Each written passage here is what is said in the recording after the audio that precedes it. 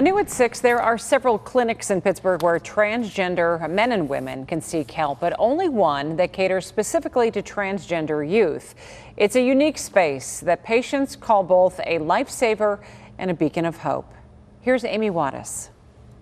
It's okay. Shake hands. Cameron Brode likes doing what any other 18-year-old does.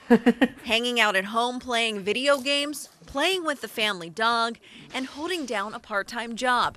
It just so happens that Cameron is transgender. Picturing things that would make me happy, and then it always felt missing.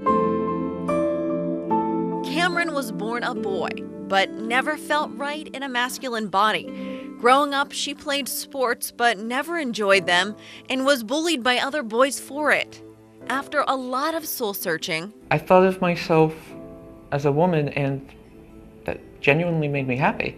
After countless sessions with her therapist, Cameron finally decided to tell her mom what she'd been feeling for years. We had a normal scheduled therapy appointment, and that morning Cameron said, "I might bring you back." And my thought was, oh no, what happened now? Whenever she told me, it took me back a little bit, but right away it was, okay, what do we do now?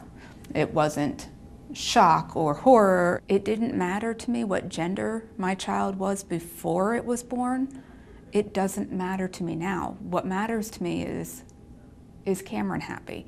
That's when the journey began, and Cameron found a home here at the Gender and Sexual Development Program at UPMC Children's Hospital. Any medications? Spironolactone and estrogen.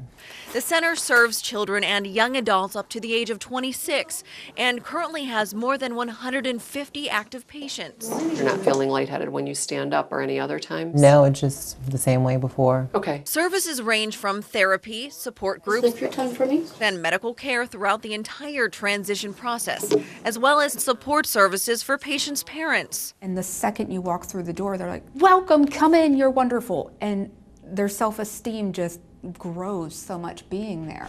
Cameron has been on hormones for about 4 months now and eventually plans on having reconstructive surgery. Some people feel like unless someone has had genital reconstruction, they're not really trans, and that's not the case at all. While the center doesn't perform reconstructive surgeries, they do administer hormone blockers. It's a rod that's inserted under the skin, ideally used when a child begins puberty. It just pauses those changes, so kids aren't growing breasts. They don't have facial hair growing. They don't have vocal cords thickening and lengthening. In addition to helping with the physical transformation, the center also focuses heavily on the mental part of transitioning. This is actually something that I do that I feel like is saving a life, because the suicide rate in young people is as high as 40%. Dr. Sherry Priyadar says emotional support is key. They have really linked a lot of the suicidal thoughts and suicidal attempts to the stigma and to being discriminated against. 17-year-old Ty Ringgold says she started thinking about suicide in middle school before finding the center. And I feel like if I would have waited longer, I would have been more unhappy and maybe not even here. Ty has been on hormones for the past 7 months and is scheduled for her reconstructive surgery this summer. She says she's always been confident, although she admits going back to school last fall as a girl wasn't easy at first.